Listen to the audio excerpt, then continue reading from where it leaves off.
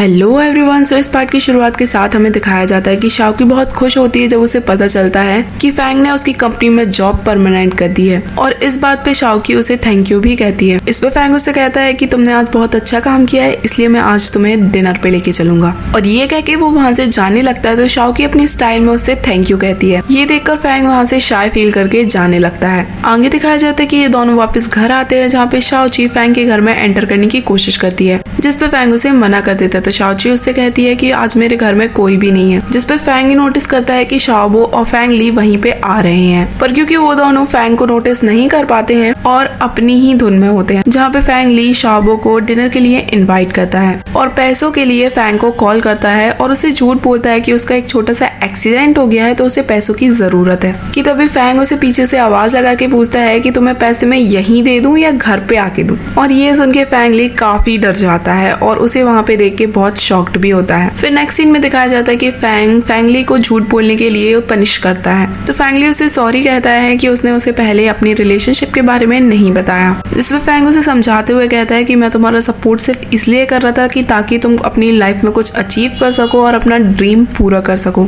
ना कि इसलिए कि तुम ये सब कुछ करके टाइम वेस्ट करो। जिसपे शाओची उसकी ये बात सुन के कहती है कि अगर ये दोनों साथ में तो इसका मतलब ये नहीं कि ये दोनों टाइम वेस्ट कर रहे हैं। तभी ली नोटिस करता है कि उसने शाओची को रिजॉर्ट में देखा था और उससे पूछता है कि वो कौन है। तो शाओची उसे बताती कि वो जाओबो की फ्रेंड है। यहाँ पे सिचुएशन देख के फैंग ली को लगता है कि फैंग और शाओची भी कपल है, जिसमें फैंग कहता है कि ऐसा कुछ भी नहीं है। जिसपे जाओबो कहती है कि ऐसा ही है, इसलिए ये दोनों हमेशा साथ में रहते हैं। जिसमें फैंग उसे लेके वहाँ से चला जाता है उसके घर छोड़ने के लिए और रास्ते में उसे समझाता है कि अगर तुम्हें डेटिंग करनी है तो तुम कर सकते हो, लेकिन तुम्हें अपने ड्रीम पूरा करने पे भी फोकस करना चाहिए। जिसपे फैंग ली ये परमिशन पाके काफी खुश होता है कि वो डेटिंग भी कर सकता है। फिर नेक्स्ट डे हमें कंपनी का सीन दिखाया जाता है जहाँ पे शाओची सोच रही होती है कि फैंग उसे आज अपनी सेक्रेटरी बना लेगा क्योंकि वो काफी अच्छा काम कर रही है, पर ऐसा कुछ भी नहीं होता है, बल्कि फैंग उसे एक नॉर्मल सा काम देके वहाँ से चला जाता है। जिसके बाद शाओची डिसअपॉइंट होके हान के पास जाती है, जहाँ पे हान वर्कलोड की वजह से काफी परेशान होता है। ये देख के शाओची उसे प्रॉमिस करती है कि वो उसकी वर्क करने में हेल्प करेगी। फिर रात में दिखाया जाता है कि फैंग वापस घर जा रहा होता है और ऑफिस के सभी लोग चले गए होते हैं, पर शाओची अभी भी काम कर रही होती है। ये देख के फैंग उससे कहता है कि अब तुम्हें घर जाना चाहिए, क्या मैं तुम्हें घर ड्रॉप कर दूं? पर शाओची उसे मना कर देती है क्योंकि उसे अभी और काम करना होता है। ये देख के फैंग काफी इम्प्रेस होता है और साइड में जाके उसे छुपकर देख रहा होता है कि तभी वहाँ पे हान उसे छुपकर शाओची को देखते हुए देख लेता है। जिसके बाद फैंग वहाँ से चुपचाप चला जाता है। नेक्स्ट डे दिखाया जाता है कि फैंग अपनी कंपनी मीटिंग में सभी से पूछता है कि आखिर हमारी कॉम्पिटिटर कंपनी हमसे आगे क्यों जा रही है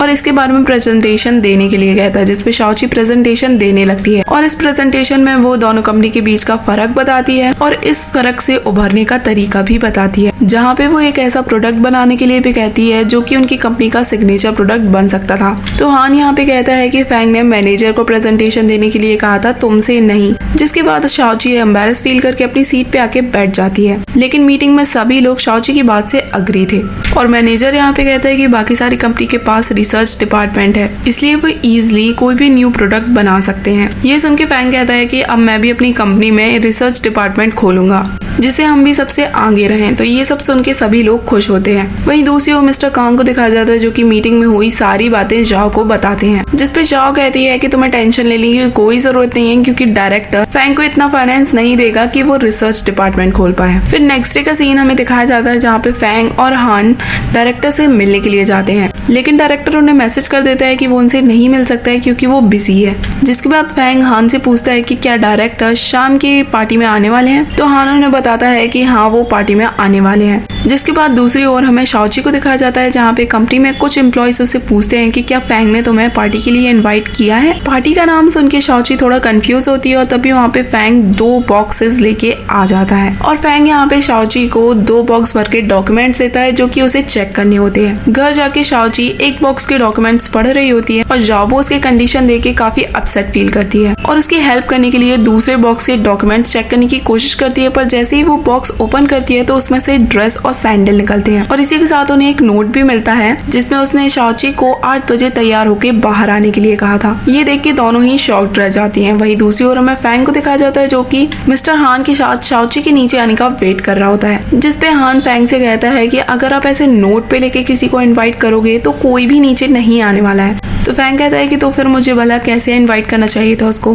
तो हान यहाँ पे उसके करीब आके उसे तरीका बताता है कि आखिर उसे इतनी रोमांटिक तरीके से उसे इनवाइट करना चाहिए था। और उसकी बकवास बात सुन के फैंग उसका मुंह बंद करके उसे धक्का मार देता है। और तभी उसकी नजर शाओची पे पड़ती है जो कि काफी ब्यूटीफुल लग रही होती है। इतने शाओची उसकी तरफ आती है और तभी वो गिरने ही वाली होती है कि फैंग उसे संभाल लेता है, जहाँ पे दोनों एक दूसरे को देखते हैं और हान ये सीन देख के काफी खुश होता है। और यहाँ पे शाओची फैंग से पूछती है कि क्या वो ब्यूटीफुल लग रही है, लेकिन फैंग यहाँ पे उसे उसके पैर पे से हटने के लिए कहता है, जिसके बाद वो साइड हो जाती है। फिर आगे दिखाया जाता है कि दोनों कार में होते हैं और दोनों एक दूसरे से कुछ भी नहीं बोल रहे होते हैं, जिसपे हान उन दोनों की बात शुरू करवाने के लिए फैंग से कहता है कि आपको शाओची से कुछ कहना था, है ना।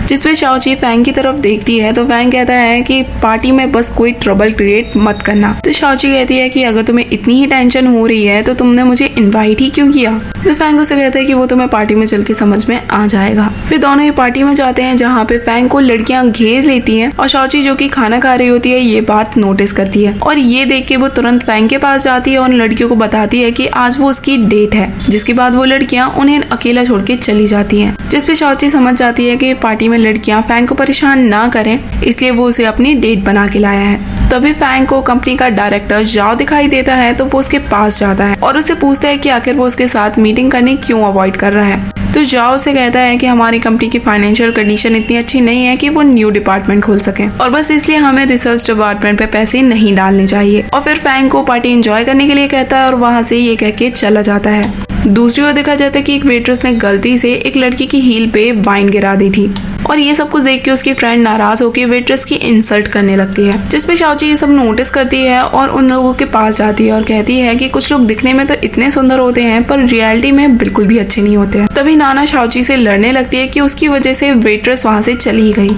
और तभी उसकी नजर शाओची की सैंडल्स पे पड़ती है और कहती है कि ये सैंडल्स तुम्हारी फेक हैं, जिसपे शाओची उन्हें बताती है कि ये सैंडल्स फेक नहीं हो सकती हैं क्योंकि उसे ये सैंडल्स फैंग ने दी है। तो वो लड़कियां शाओची का मजाक उड़ाने लगती हैं और उसकी इंसल्ट करने लगती हैं और उसकी ड्रेस भी खींचती है, जिससे शाओची अपने पावर का यूज करके उसका मुंह बंद कर देती है और नाना शाओची को गुस्सा होकर धक्का देती है। पर तभी एक लड़का आके शाओची को वहाँ पे संभाल लेता है, जिसको देख के शाओची पूछती है कि क्या हम दोनों एक दूसरे को पहले से जानते हैं, लेकिन वो बंदा मना कर देता है और चुपचाप वहाँ से चला जाता है। फिर नाना की फ्रेंड भी उसे वहाँ से ले जाती है। फिर शाओची भी फैंग के पास जाती है और उसे पूछती है कि क्या डायरेक्टर अग्री हुआ, पर फैंग कुछ भी नहीं कहता और तभी शाओची नोटिस करती है कि उसकी इयररिंग भी मिसिंग है। कि तभी दिखाया जाता है कि डायरेक्टर जाओ स्टेज पे जाके अनाउंसमेंट करते हैं और सभी को न्यू मेकअप लाइन के स्पोक पर्सन से इंट्रोड्यूस कराते हैं, जो कि उसकी पहचान की थी और वो नाना की फ्रेंड मैंगफी थी, जिसकी फ्रेंड से अभी अभी शाओची की बहस हुई थी। और ये देख के शाओची समझ जाती है कि उसकी वजह से फैंग को प्रॉब्लम खड़ी हो सकती है। तभी वहाँ पे नाना आ जाती है और शाओची की इंसल्ट करने लगती है। शाओची उसकी बातें सुन के इरिटेट होती है पर वो उसे जवाब नहीं देना चाहती है, इसलिए वो अपनी पावर्स का यूज करके अपने कान बंद कर लेती है। नाना फैंग से कहती है कि ये लड़की कह रही थी कि ये हील्स आपने उसे दिलाई हैं। जब शाओची कुछ भी नहीं कहती है तो फैंग उसे अपनी ओर खींचता है और ये देख के शाओची सरप्राइज होती है और अपना ईयर्स ओपन कर लेती है। और फैंग यहाँ पे नाना से कहता है कि शाओची को हील्स मैंने ही गिफ्ट की है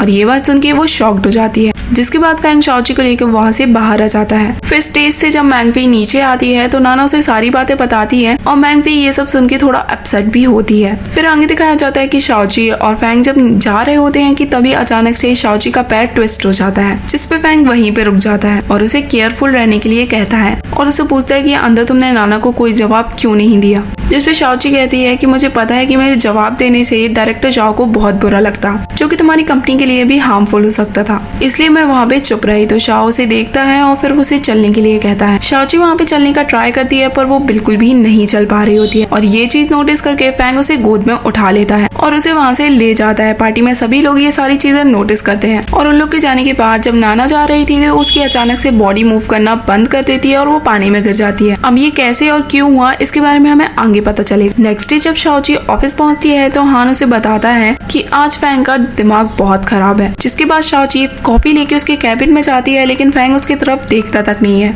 जिसके बाद शाओची थोड़ी वियर्ड हरकतें करने लगती है तो फैंग उससे फाइनली पूछता है कि आखिर क्या बात है। तो शाओची उससे पूछती है कि आज तुम्हारा मूड बहुत खराब है ना। तो फैंग हान की तरफ देखता है और उससे कुछ भी नहीं कहता है। तो शाओची उससे कहती है कि ये सब कुछ मेरी वजह से हुआ है ना, क्योंकि मैंने कल पार्टी में सब कुछ खराब कर दिया और डायरेक्टर जाओ भी कन्विंस नहीं हो पाए। तो फैंग कहता है मैं इस कंपनी का बॉस हूँ और उसे मनाना मेरा काम है और इसमें तुम्हारी कोई भी गलती नहीं है। उसकी ये बात सुन के शाओची काफी उससे इम्प्रेस होती है। घर जाके शाओची शाओबो से कहती है कि उसे कैसे भी करके जाओ को इम्प्रेस करना होगा और जाओबो को डायरेक्टर का एड्रेस ढूंढने के लिए कहती है, जिसके बाद जाओबो उसका एड्रेस ढूंढती है और उसे बताती है। फिर नेक्स्ट डे दिखाया जाता है कि शाओची क्लीनर बन के जाओ के घर पहुंच जाती है, जहाँ पे उसे घर के अंदर से झगड़े की आवाज आती है।